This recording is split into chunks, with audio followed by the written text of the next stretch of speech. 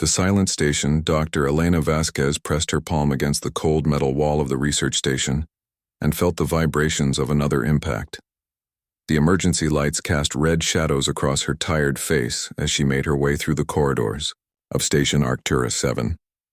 3 days ago, this place had been a peaceful research facility studying the unique crystal formations of the planet below. Now it was a tomb waiting to be sealed. The communication room buzzed with nervous energy when Elena entered. Commander Zixtal stood at the center console, his forearms moving rapidly across the controls while his compound eyes reflected the warning displays. The Velkorian's usually calm demeanor had cracked after 72 hours of siege. His chitinous shell, normally a deep blue, had turned pale with stress. Dr. Vasquez, Zixtal's voice carried the clicking undertone of his species when agitated. The shield generators are operating at 18% capacity. At current drain rates, we have perhaps 4 hours before complete failure. Elena nodded grimly. She was the only human among the 300 souls on this station, a xenobiologist, who had volunteered for this remote assignment to study alien ecosystems. The irony was not lost on her that she might die surrounded by the very aliens she had dedicated her life to understanding. Engineer Mordun approached from the power distribution panel. The Thrakari's crystalline body pulsed with dim orange light, a sign of exhaustion in his species. His people were living gemstones, beautiful and fragile, more suited to art and philosophy than warfare. The quantum batteries are nearly depleted. Mordun's voice resonated like wind chimes in a gentle breeze. I have rerouted all non-essential systems, but the Shadowkin weapons are designed to drain energy faster than we can generate it. Elena looked out through the reinforced observation window. In the distance, the Shadowkin fleet hung in space like a collection of black daggers. 47 vessels of various sizes, all built with the same dark, angular design that seemed to absorb light rather than reflect it. The Shadowkin Empire was known throughout this sector for one thing: they left no survivors. The species that called themselves Shadowkin were energy vampires, feeding on the life force of other beings. Their ships were powered by the screams of the dying, their weapons fueled by terror and pain. They had swept through 17 systems in the past 2 years, leaving behind only dead worlds and silent space. Have we received any response from the Galactic Federation? Elena asked, though she already knew the answer from Zixtal's defeated posture. The nearest Federation fleet is 6 days away, the commander replied. We sent the distress signal 4 days ago.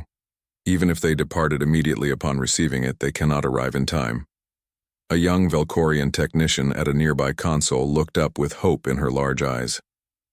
Perhaps we could negotiate. The Federation protocols suggest that most conflicts can be resolved through diplomatic means. Elena almost laughed, but the sound came out as a bitter sigh. The Federation was comprised of species that had evolved past the need for warfare. They were traders, explorers, scientists, and philosophers. Their ships were designed for exploration and peaceful contact, not battle. Their weapons were meant to disable, not destroy. Their tactics focused on minimal casualties and maximum diplomacy. These approaches worked well when dealing with civilized species who shared similar values. They were useless against the Shadowkin, who saw mercy as weakness and negotiation as an opportunity to cause more suffering. The Shadowkin do not negotiate, Mordun said softly, his crystalline form dimming further. They consume. It is their nature. Another impact shook the station, stronger this time. Emergency systems screamed warnings about hull breach in Section So. Elena watched as a team of mixed-species engineers rushed to contain the damage. Among them were Velkorians with their precise multitasking abilities, Thrakari, whose crystalline structures could seal small gaps, and even a few Aquarian whose liquid forms could flow into cracks and solidify. All of them working together, all of them about to die together. Elena made a decision that surprised even herself. Commander Zixtal, I need access to the long-range communications array.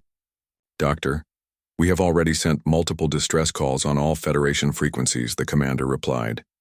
There is no one close enough to help us. Not Federation frequencies, Elena said quietly. Military frequencies. The communication room fell silent except for the hum of overtaxed equipment and the distant sound of the shields absorbing another barrage. Every alien in the room turned to look at Elena with confusion. Doctor, Zixtal's voice carried a note of gentle correction.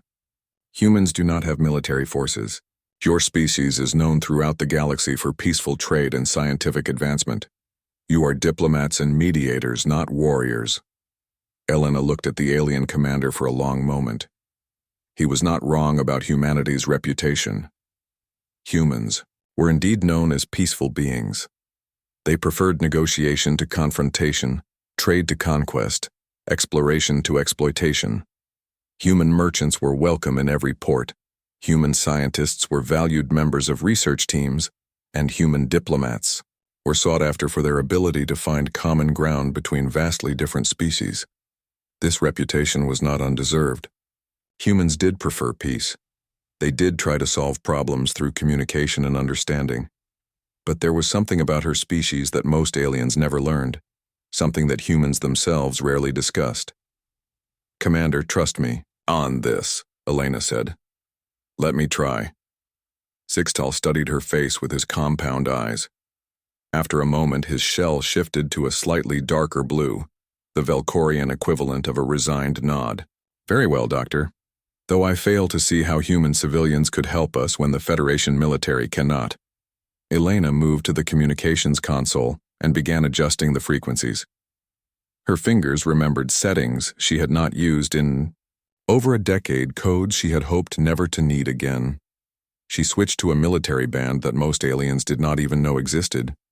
This is Dr. Elena Vasquez, Station Arcturus 7, Emergency Frequency Tango 7 Alpha. She spoke into the transmitter. We are under attack by Shadowkin Empire forces. 47 enemy vessels, station shields failing, approximately 300 civilians at risk. Requesting immediate military assistance. Transmitting coordinates now. She sent the message and leaned back in her chair. Around her, the alien crew members exchanged glances of confusion and barely contained panic. Doctor, Mordun's crystalline voice chimed softly. Even if there are human ships in this sector, how could they possibly help? The Shadowkin fleet is massive. 1 or 2 civilian vessels would be destroyed instantly. Elena stared at the communication panel, watching the signal strength indicators and hoping against hope that somewhere in the vast darkness of space, someone had heard her call. I don't know if anyone received the message, she admitted. And I don't know if they can get here in time, but if they do come. She paused, remembering stories her grandfather had told her. Stories about the early days of human space expansion. Stories that most humans preferred not to think about anymore. If they do come, she continued, the Shadowkin are going to learn something about humans that most of the galaxy has forgotten. 6 hours passed like a slow nightmare. The station's shields dropped to 9%, then 7%, then 5%. The Shadowkin ships moved closer, their dark hulls now visible to the naked eye through the observation windows. The enemy was taking their time, savoring the fear of their trapped prey. Elena had not left the communications station. She sat hunched over the controls, listening to static and scanning empty frequencies. Part of her wondered if she had imagined her grandfather's stories, if the thing she hoped for was just the fantasy of a desperate mind. Then her screen beeped. A new contact appeared on the long-range sensors, moving fast toward their position. Very fast. Elena's tired eyes widened as she studied the readings. Commander Zixtal, she called out, her voice cutting through the quiet despair that had settled over the control room. I'm detecting an approaching vessel. Every alien in the room turned toward her with a mixture of hope and disbelief. Federation reinforcements? Zixtal asked, his shell brightening slightly. Elena studied the sensor data, her heart beginning to beat faster. No, sir. The signature is wrong. This ship is smaller than any Federation cruiser, but it's moving faster than anything I've ever seen. Estimated arrival time, 47 minutes. One ship? Mordun's crystalline form pulsed with dim light. Against 47 Shadowkin vessels? That is not rescue. That is suicide. Elena continued analyzing the readings, double and triple checking what her instruments were telling her. "Commander, I believe the ship is human in origin." The communication room erupted in confused voices. How could one human civilian ship help them? Why would traders or scientists approach a battle zone? Had they misunderstood the situation? Elena raised her hand for silence. The Shadowkin have noticed it too. Indeed, the enemy fleet's communications had become active. Elena listened in on their transmissions, her understanding of their harsh language limited but sufficient. "Single vessel. Approaching," she translated. "Small ship, no threat. Orders are to destroy it when it arrives." As the minutes ticked by, the human ship drew closer.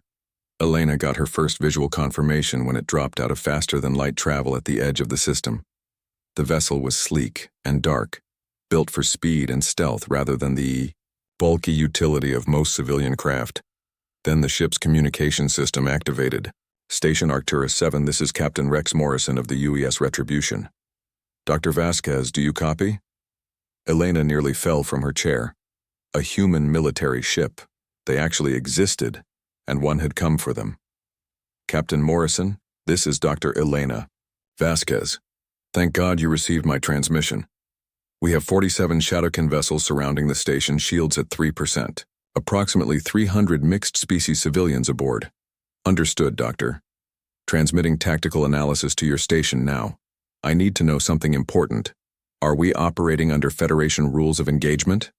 Elena looked at Commander Sixtel, whose compound eyes had gone wide with confusion.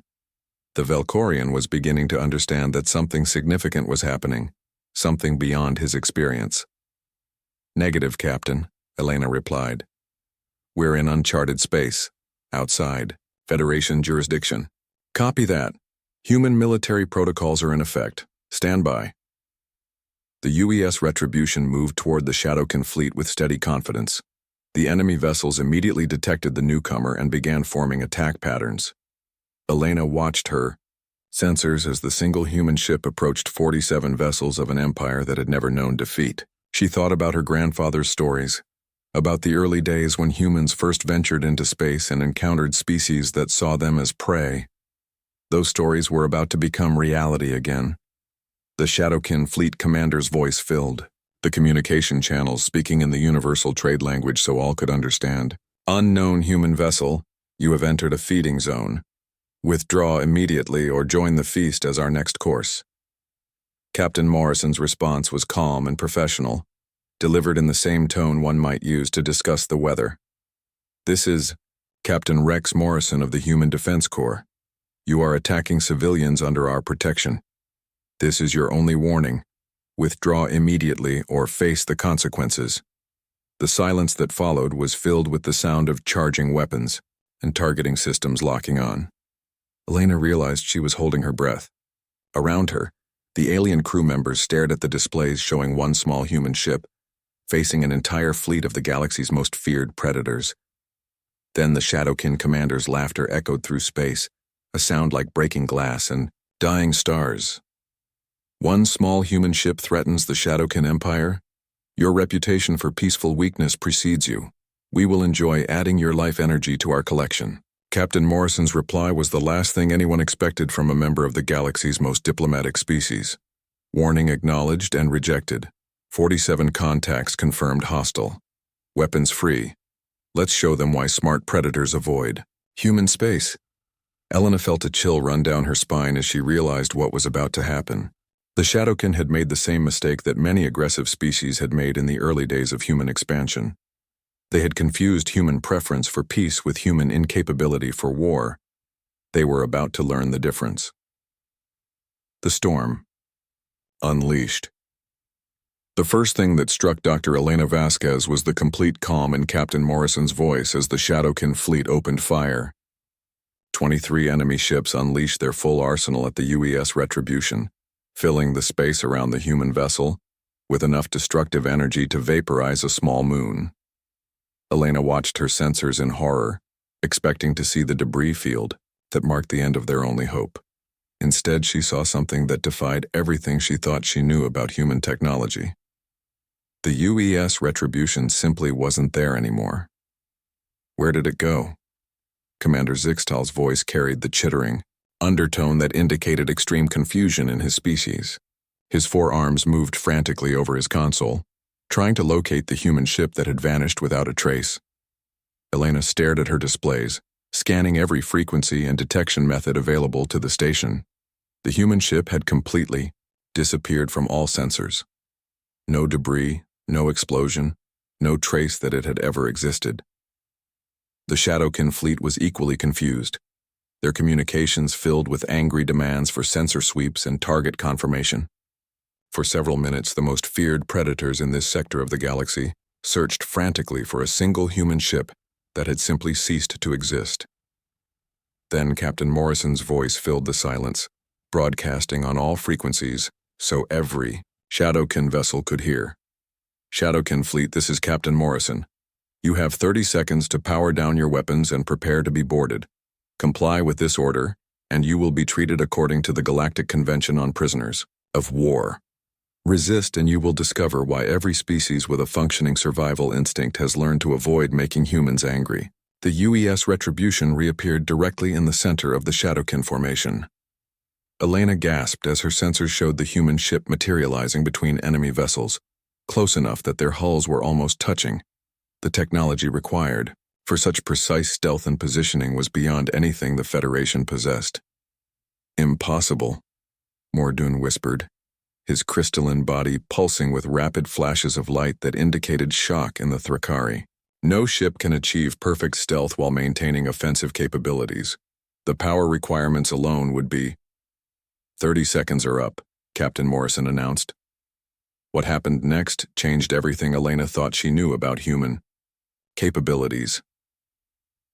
The Shadowkin commander, a creature called Vexmore the Soul Render, responded with the arrogance of a species that had never faced defeat.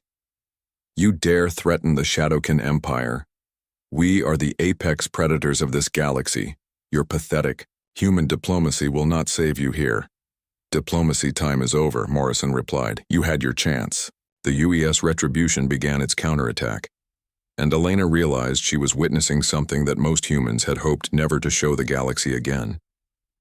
This wasn't the careful, measured combat of Federation peacekeeping forces. This was human, military doctrine in its purest form. Overwhelming technological superiority applied with surgical precision. The first weapon the human ship deployed looked like a swarm of metallic insects. Thousands of tiny objects streamed from the Retribution's hull and attached themselves to the nearest Shadowkin vessels. Within seconds, 3 enemy ships began to disintegrate as the nanite swarms consumed their hull plating and converted the material into more nanites. Adaptive nanite technology, Captain Morrison explained calmly, as if he were giving a lecture rather than destroying some of the most dangerous ships in the galaxy. They're programmed to consume specific alloy compositions, very effective against species that haven't invested in nano-defense systems. 2 more Shadowkin ships attempted to ram the human vessel, their commanders apparently deciding that suicide attacks were preferable to slow dissolution. The UES Retribution fired a different weapon, a beam of pure blue energy that passed through the enemy ship's shields as if they didn't exist. Both vessels exploded instantly. Quantum disruptor cannons, Morrison continued his casual explanation. They phase shift through conventional shielding. Most pirate species don't bother with quantum defense grids because they're expensive and power-intensive. Elena counted the enemy contacts on her sensors. In less than 3 minutes, Captain Morrison had destroyed or disabled 8 Shadowkin vessels. The remaining 39 were beginning to spread out, trying to surround the human ship and bring their superior numbers to bear. Tactical error, Morrison observed. By spreading their formation, they've reduced their combined firepower and made themselves easier to target individually. The UES Retribution suddenly fragmented into 4 separate vessels, each one as sleek and deadly as the original. Elena rubbed her eyes, certain she was hallucinating from stress and exhaustion, but her sensors confirmed what she was seeing. Modular combat design, Morrison explained. 1 ship becomes 4 when the tactical situation requires it, allows for multi-vector assault patterns. The 4 human ships moved with perfect coordination, attacking the Shadowkin fleet from different angles simultaneously. The enemy formation, built around group tactics and overwhelming firepower, couldn't adapt to independent, fast-moving targets that struck from unexpected directions. More Shadowkin ships exploded or went dark as their power systems failed.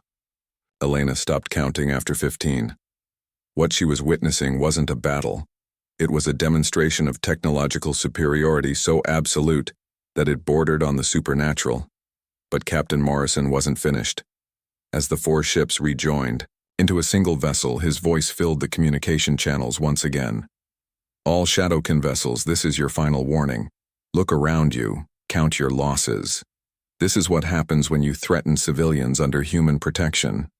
But we're not done yet. The UES Retribution moved to the center of the remaining enemy formation. 28 Shadowkin ships surrounded it, but they had stopped firing. The apex predators of the galaxy had become prey, and they knew it. Vexmore's voice, when it came over the communications, had lost all its earlier arrogance. Fear, raw and primal, colored every word. You cannot be human. Humans are traitors and diplomats. They avoid conflict. They negotiate. You're thinking of human civilians, Morrison replied. You're not dealing with civilians anymore.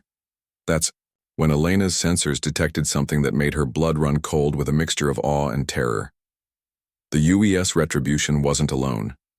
Her displays showed dozens of new contacts appearing throughout the system. Human ships of various sizes, from sleek destroyers to massive dreadnoughts that dwarfed even the largest Shadowkin vessels. They had been there all along, hidden and waiting. When did they arrive? Commander Zixtal whispered, his compound eyes reflecting the impossible sight of a human battle fleet materializing from empty space. They were always here, Elena realized. Cloaked, waiting, watching. Captain Morrison's voice filled the silence. You see, Vexmore, you made a critical error in judgment. You assumed that one human ship meant one human response.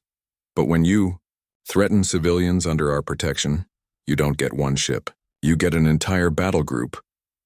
The psychological effect on the Shadowkin was immediate and devastating. These were beings who fed on fear and terror, who had built their empire on the principle that they were the ultimate predators. Now they faced something that treated them like the prey they had always considered others to be. Some Shadowkin captains tried to surrender immediately, powering down their weapons and broadcasting submission signals. Others attempted to flee, their ships screaming toward the edge of the system with desperate speed. A few, driven by pride or madness, continued to fight. The human response was the same regardless of choice: swift, efficient, and utterly without mercy for those who chose violence.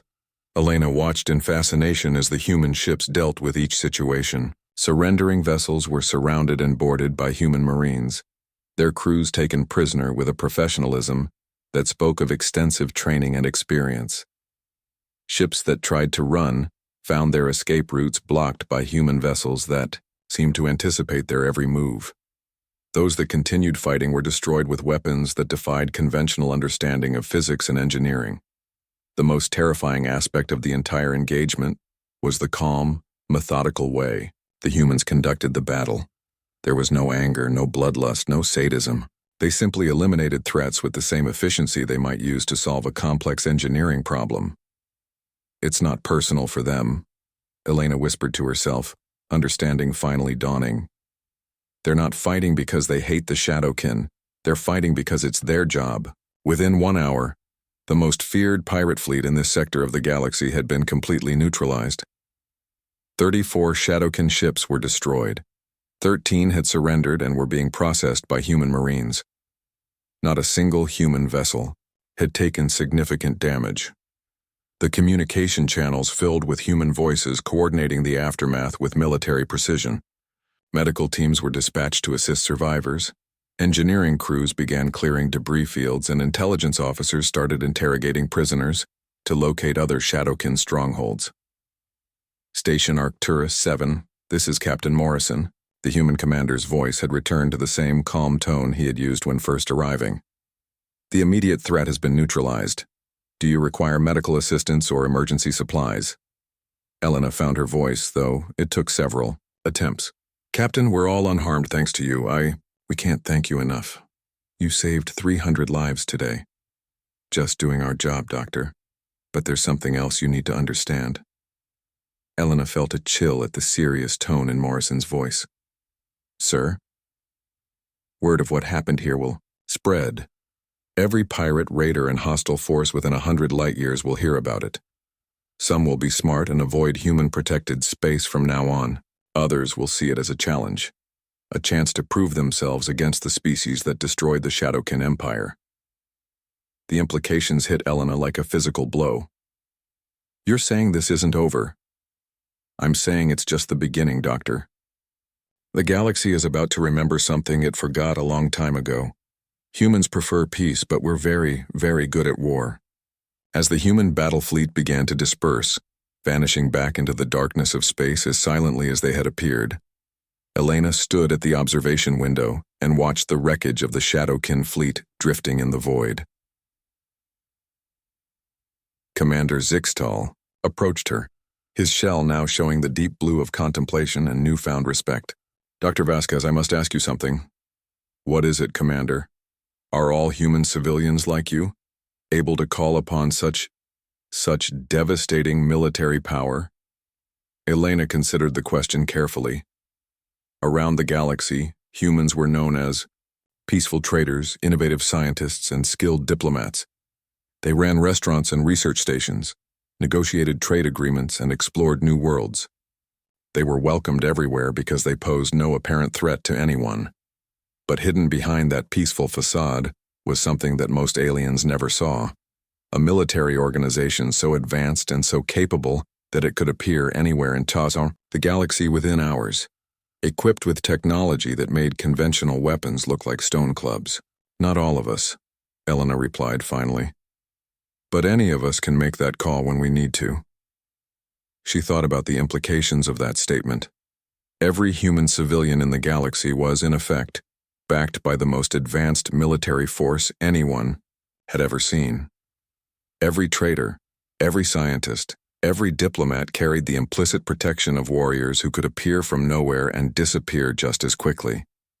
It was a sobering thought, and Elena realized that the galaxy's perception of humanity was about to change dramatically. The peaceful, diplomatic humans that other species had grown comfortable with were still there, still preferred negotiation to violence, still sought understanding over conflict. But now everyone would know what lay beneath that peaceful exterior. Apex predators who had simply chosen not to hunt. As the last of the human ships vanished into hyperspace, Elena activated the communication array and began composing reports to the various governments and organizations that needed to know what had happened at Station Arcturus 7. She had a feeling that this incident would be studied for generations, not just as an example of human military capability, but as a reminder that the most dangerous predator was often the one that looked like prey. In the days that followed, as word of the Battle of Arcturus 7 spread through the galaxy, Elena noticed changes in how other species interacted with humans. The casual familiarity remained, but it was now tempered with a deeper respect and in some cases carefully hidden fear. Humans were still welcomed as traders and scholars, but now every alien who met them remembered that somewhere in the darkness of space, human warships waited and watched, ready to remind the galaxy why it was a very bad idea to threaten those under human protection. Elena returned to her research, studying alien ecosystems and building bridges between species, but she kept Captain Morrison's communication frequency stored in her personal files, just in case she ever needed to make another call. After all, in a galaxy full of predators, it was good to know that humanity had never stopped being the apex species. They had simply learned to hide their claws until they were needed.